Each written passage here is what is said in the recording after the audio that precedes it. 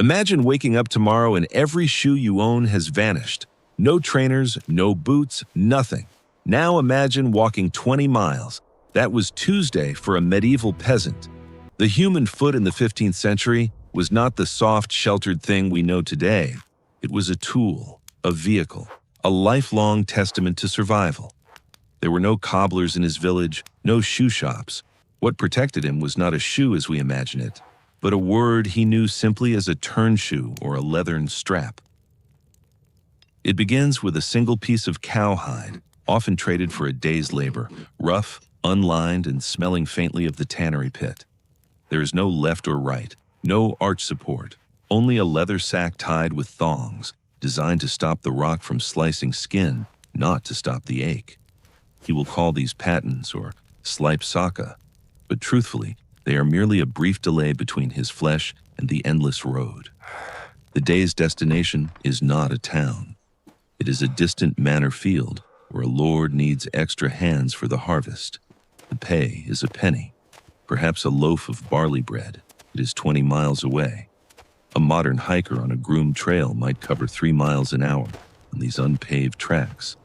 With these wrappings, a peasant aims for 4. He must. He has no daylight to waste. He is not walking for leisure. He is walking because the earth he works is strips of land scattered across different parishes to survive. He must stitch his life together on foot. There are no road signs, no milestones. He navigates by the shape of a distant church spire, an ancient oak with a split trunk, a public well he remembers from childhood. The landscape is his map. A wrong turn means crossing a marsh or trespassing on a lord's warren, an offense punishable by a fine he cannot pay. The leather has failed. The flint has won. He has nothing to bandage it, no time to rest. He plucks a handful of yarrow leaves from the verge, chews them, and presses the green pulp into the wound. On this road, sympathy is a luxury no man can afford. You keep walking or you sit down. And the cold logic of the field says there are always more hands behind you. Midday, the body screams for rest, but the stop is brief, too long, and the muscles seize, too short, and the mind breaks. His meal is a stone-hard horse bread. It must be soaked in water to be edible. His stomach is full of fiber and empty of energy by our standards. Removing the binding is a double-edged gift, the relief of pressure, the agony of air touching raw blisters. You will have to tie it tighter for the second half. The worst part of the journey is not the open field. It is the hollow way, an ancient sunken lane, mud-walled and rutted, where the sun never dries the ground. Here, the leather strap becomes a curse. The mud sucks it off the heel. Branches catch the thongs, untying the knots. A man expends double the energy just to keep his foot coverings attached to his body. In a way, the man envies the child he once was. The soul of a peasant child hardens like fired clay. Before his 8th summer, bare feet grow a natural pad no leather can match. The road belongs to the horseman. The physical hierarchy is absolute. A peasant caught obstructing the path of a lord would feel the lash of a riding crop, not merely the sting of a rock. The sight of the destination is a drug.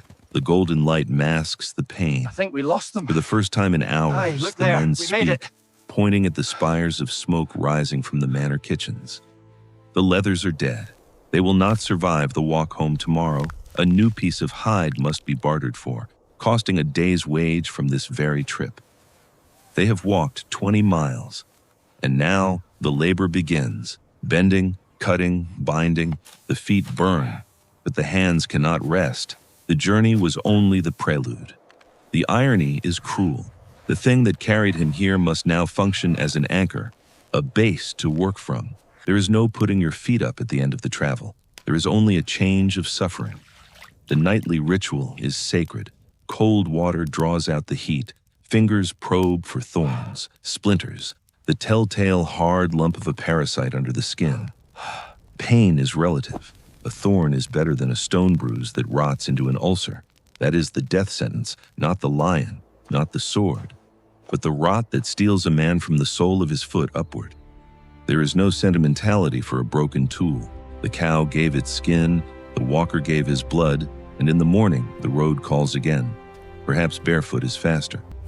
We think of roads as symbols of connection.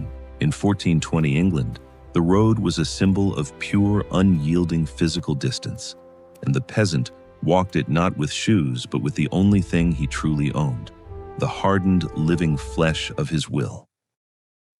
500 years later, we have padded our world.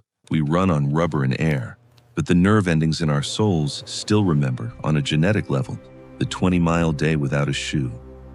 The journey is the labor.